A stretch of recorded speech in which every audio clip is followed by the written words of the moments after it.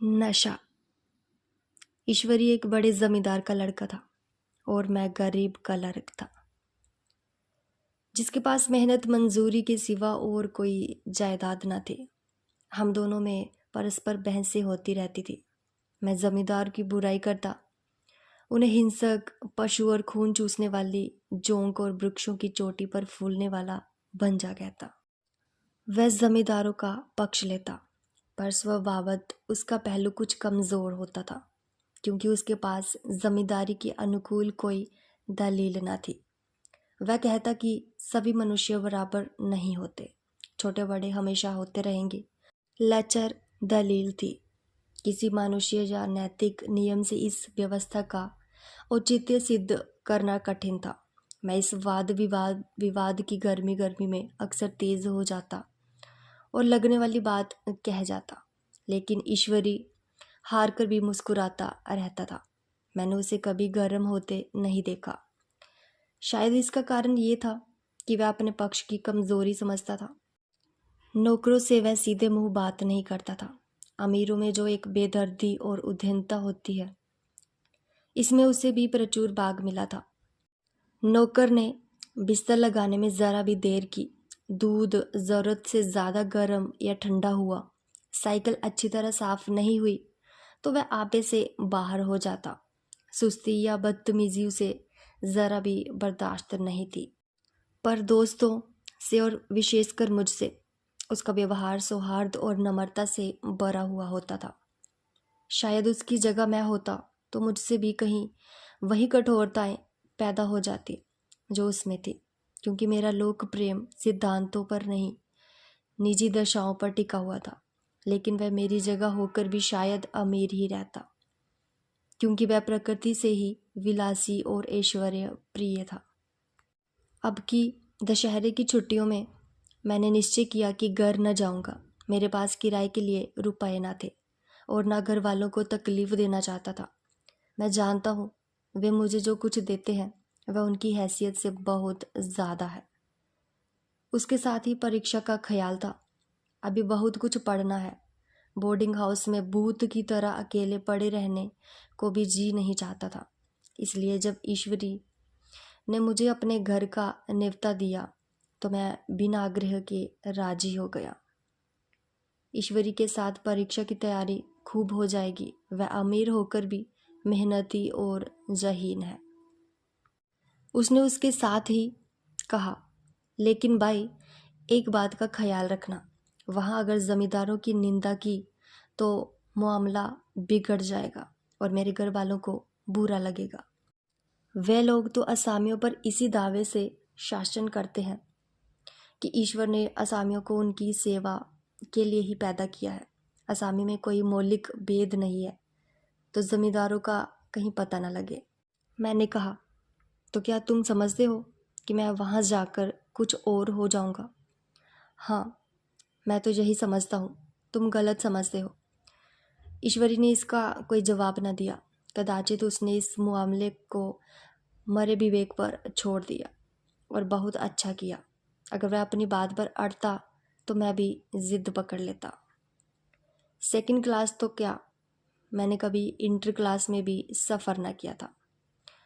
अब की second class में सफ़र का सौभाग्य प्राइज हुआ। गाड़ी तो 9 बजे रात को आती थी, पर यात्रा के हर्ष में हम शाम को स्टेशन जा पहुँचे।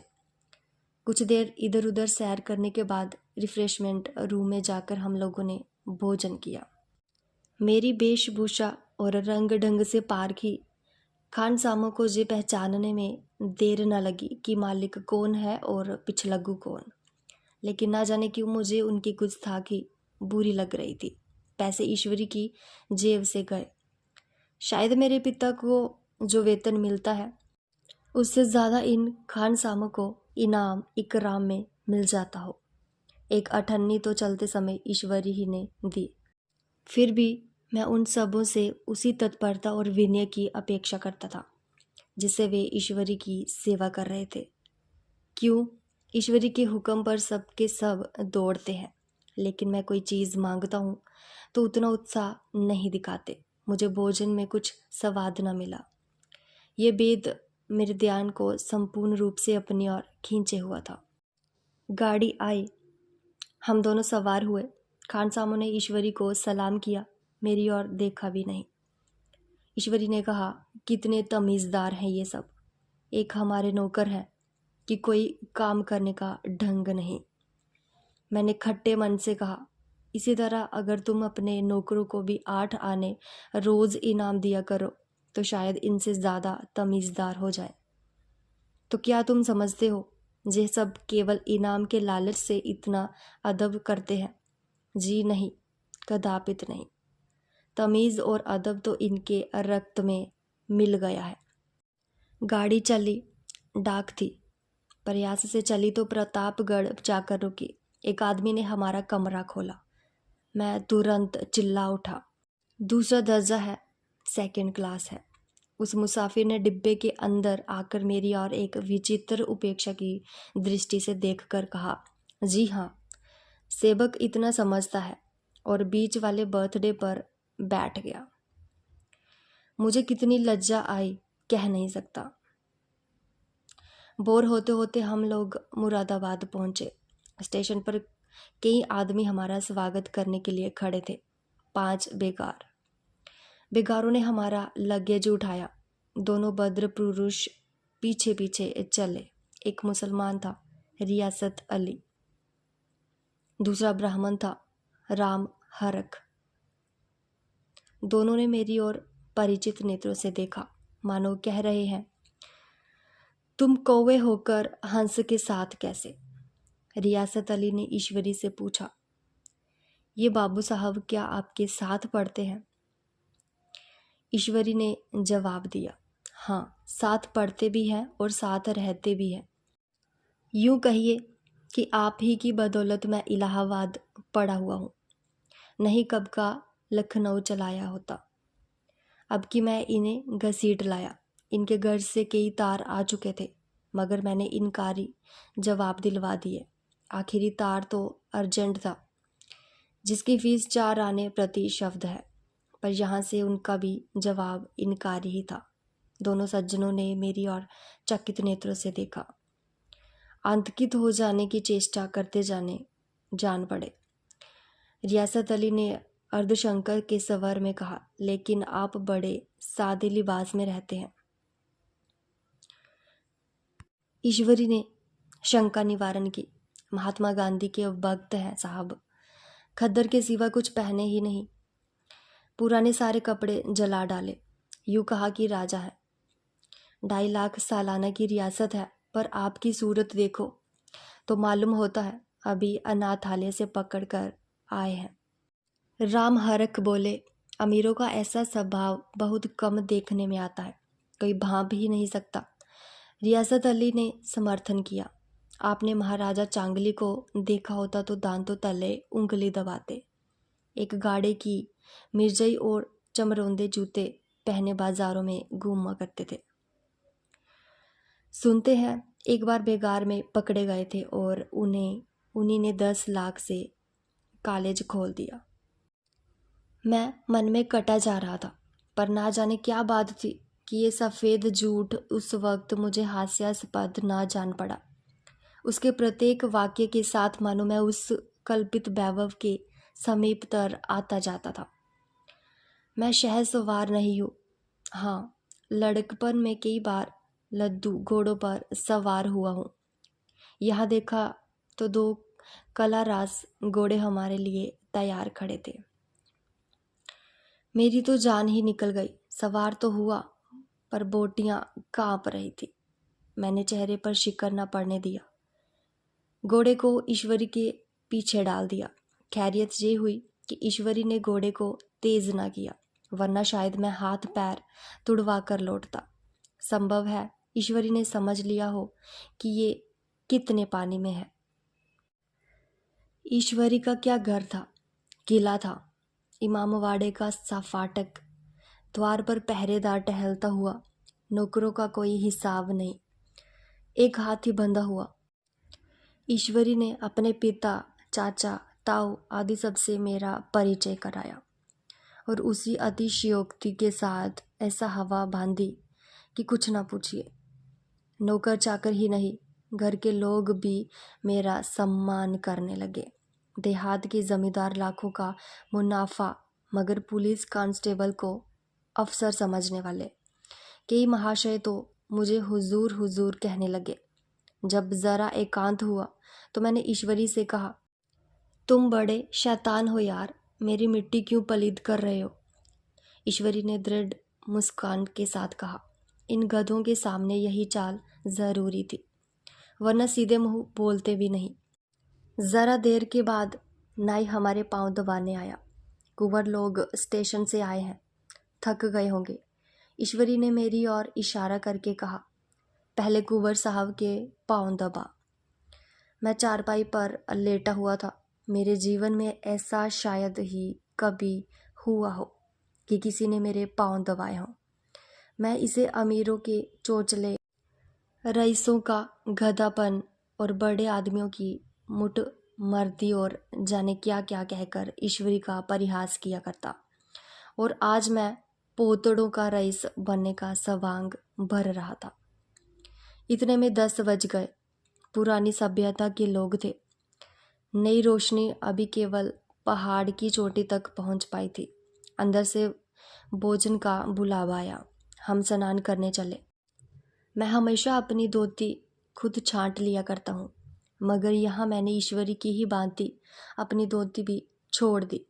अपने हाथों अपनी धोती छांटते शर्म आ रही थी। अंदर भोजन करने चले। हॉस्टल में जूते पहले मेज पर जा डटते थे। यहाँ पाँव धोना आवश्यक था। कहार पानी लिए खड़ा था। ईश्वरी ने पाँव बढ़ा दिए। कहार ने उसके पाँव धोए। मैंने भी पाँव बढ़ा दिए। कहार ने मेरे पाँव भी धोए। मेरा वह विचार न जाने कहाँ चला गया था। सोचा था वहाँ देहात में एकाग्र होकर खूब पढ़ेंगे, पर यहाँ सारा दिन सैर सपाटे में कट जाता था। कहीं नदी में बजरे पर सैर कर रहे हैं, कहीं मछलियों या चिड़ियों का शिकार खेल रहे हैं, कहीं पहलवानों की कुश्ती देख रहे हैं, कहीं शतरंज पर जमे हैं। ईश्वरी खूब अंडे मंगवाता और कमरे में स्टोव पर ऑमलेट बनते। नौकरों का एक जत्था हमेशा घेरे रहता। अपने हाथ पांव हिलाने की कोई ज़रूरत नहीं, केवल जवान हिला देना काफ़ी है। नहाने बैठो तो आदमी नहलाने को हाजिर, लेटो तो आदमी पंखा झेलने को खड़े। महात्मा गांधी का कुंवर चेला मशहूर था। भीतर से बाहर तक मेरी दाग थी।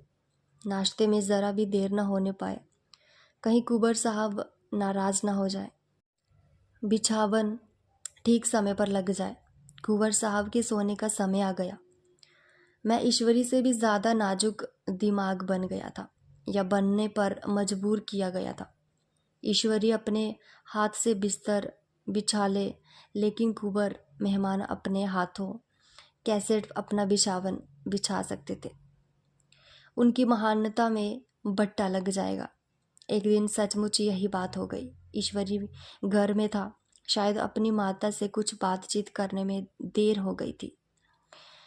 यहाँ 10 बज गए। मेरी आंखें नींद से झपक रही थी, मगर बिस्तर कैसे लगाऊं? कुंवर जो ठहरा। कोई 11:30 बजे मेहर आया। बड़ा मुंह लगा नौकर था। घर के धंधों में मेरा बिस्तर लगाने की उसे सुधि ही न रही। अब जो याद आई तो भागा हुआ आया। मैंने ऐसी डांट बताई कि उसने भी याद किया होगा। ईश्वरी मेरी डांट सुनकर बाहर निकल आया और बोला, तुमने बहुत अच्छा किया। जे सब हरामखोर इसी व्यवहार के योग्य हैं। इसी तरह ईश्वरी एक दिन एक जगह दावत में गया हुआ था।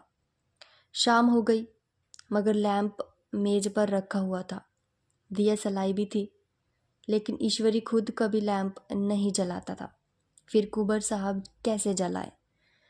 मैं झुंझला रहा था। समाचार पत्र आया रखा हुआ था। जी उधर लगा हुआ था, पर लैंप नदारद। दैवयोग से उसी वक्त मुंशी रियासत अली आ निकले। मैं उन्हीं पर उबल पड़ा। ऐसी फटकार बताई कि बेचारा उल्लू हो गया। तुम लोगों को इतनी फिक्र भी नहीं कि लैंप तो जलवा दो। मालूम नहीं ऐसे कामचोर आदमियों का यहाँ कैसे गुजर होता है। मेरे यहाँ घंटे भर निर्वाह न हो। रियासत अली ने कांपते हुए हाथों से लैंप जला दिया। वहाँ एक ठाकुर अक्सर आया करता था, कुछ मनचला आदमी था, महात्मा गांधी का परम वक्त। मुझे महात्मा जी का चेला समझकर मेरा बड़ा लिहाज करता था, पर मुझसे कुछ पूछते संकोच करता था। एक दिन मुझे अकेला देख कर आया और हाथ बांध कर बोला, सरकार तो गांधी बाबा के चेले हैं ना। लोग कहते हैं कि ये सुराज हो जाएगा तो जमींदार न रहेंगे। मैंने शान जमाई, जमींदारों के रहने की ज़रूरत ही क्या है। ये लोग गरीबों का खून चूसने के सिवा क्या करते हैं। ठाकुर ने फिर पूछा, तो क्यों सरकार, जब जमींदारों की ज़मीन छीन ली जाएगी? मैंने कहा, बहुत से लोग तो खुशी से दे देंगे। जो लोग खुशी से ना देंगे उनकी ज़मीन छीननी ही पड़ेगी। हम लोग तो तैयार बैठे हुए हैं। यूं ही स्वराज्य हुआ, अपने इलाके असामियों के नाम हिबा कर देंगे। मैं कुर्सी पर पाँव लटकाए बैठा हुआ था। ठाकुर मेरे पाँव दबाने लगे। फिर बोला, आजकल जमींदार लोग बड़ा जुल्म करते हैं सरकार। हमें भी हुजूर अपने इलाके में थोड़ी सी ज़मीन दे दे तो चलकर वहीं आपकी सेवा में रहें। मैंने कहा, अभी तो मेरा कोई अख्तियार नहीं है भाई, लेकिन यूं ही अख्तियार मिला मैं सबसे पहले तुम्हें बुलाऊंगा। तुम्हें मोटर ड्राइवरी सिखाकर अपना ड्राइवर बना लूँगा। सुना उस दिन ठाकुर ने खूब भंग पी और अपनी स्त्री को खूब पीटा और गांव महाजन से लड़ने पर तैयार हो गया। छुट्टी इस तरह तमाम हुई और हम फिर प्रयाग चले। गांव के बहुत से लोग हम लोगों को पहचानने आए। ठाकुर तो हमारे साथ स्टेशन तक आया। मैंने भी अपना पाठ खूब सफाई से खेला और अपनी कुबेरोचित विनय और देवत्व की मुहर हर एक हृदय पर लगा दी। जी तो चाहता था हर एक नौकर को अच्छा इनाम दूं, लेकिन वह सामर्थ्य कहाँ थी। वापसी का टिकट था ही, केवल गाड़ी में बैठना था, पर गाड़ी गई तो ठसाठस भरी हुई। दुर्गा पूजा की छुट्टियां भोगकर सभी लोग लौट रहे थे। सेकंड क्लास में तिल रखने की जगह नहीं। इंटरव्यू क्लास की हालत उससे भी बदतर। जे आखिरी गाड़ी थी, किसी तरह रुक न सकते थे। बड़ी मुश्किल से तीसरे दर्जे में जगह मिली। हमारे ईश्वर ने हम वहाँ अपना रंग जमा लिया, मगर मुझे उसमें बैठना बुरा लग रहा था। आए थे आराम से, लेटे लेटे जा रहे थे सिकुड़े हुए। पहलू बदलने की भी जगह न थी। कई आदमी पढ़े लिखे भी थे। वे आपस में अंग्रेजी राज्य की तारीफ करते जा रहे थे। एक महाशय बोले, ऐसा न्याय तो किसी राज्य में नहीं देखा। छोटे बड़े सब बराबर। राजा भी किसी पर अन्याय करे तो अदालत उसकी गर्दन दबा देती थी। दूसरे सज्जन ने समर्थन किया, अरे साहब, आप खुद बादशाह पर दावा कर सकते हो। अदालत में बादशाह पर डिग्री हो जाती है। एक आदमी जिसकी पीठ पर बड़ा गट्ठर बंधा था, कलकत्ते जा रहा था। कहीं गठरी रखने की जगह न थी, पीठ पर बांधे हुए था। इससे बेचैन होकर बार बार द्वार पर खड़ा हो जाता। मैं द्वार के पास ही बैठा हुआ था। उसका बार बार आकर मेरे मुंह को अपनी गठरी से रगड़ना मुझे बहुत बुरा लग रहा था। एक तो हवा यूं ही कम थी, दूसरे उस गवार का आकर मेरे मुंह पर खड़ा हो जाना मानो मेरा गला दबाना था। मैं कुछ देर तक जब्त किए बैठा रहा। एकाएक मुझे क्रोध आ गया। मैंने उसे पकड़कर पीछे ठेल दिया और 2 तमाचे जोर जोर से लगाए। उसने आंखें निकालकर कहा, क्यों मारते हो बाबूजी, हमने भी किराया दिया है। मैंने उठकर 2-3 तमाचे और जड़ दिए। गाड़ी में तूफान आ गया। चारों ओर से मुझ पर बौछार पड़ने लगी। अगर इतने नाजुक मिजाज हो तो अव्वल दर्जे में क्यों नहीं बैठे? कोई बड़ा आदमी होगा तो अपने घर का होगा। मुझे इस तरह मारते तो दिखा देता। क्या कसूर किया था बेचारे ने? गाड़ी में सांस लेने की जगह नहीं, खिड़की पर ज़रा सांस लेने खड़ा हो गया तो उस पर इतना क्रोध। अमीर होकर क्या आदमी अपनी इंसानियत बिल्कुल खो देता है। ये भी अंग्रेजी राज है जिसका आप बखान कर रहे थे। एक ग्रामीण बोला, दफ्तर में घुस पावत नहीं, उस पे इत्ता मिजाज। ईश्वरी ने अंग्रेजी में कहा, what an idiot you are बीर। और मेरा नशा अब कुछ कुछ उतरता हुआ मालूम होता था। धन्यवाद।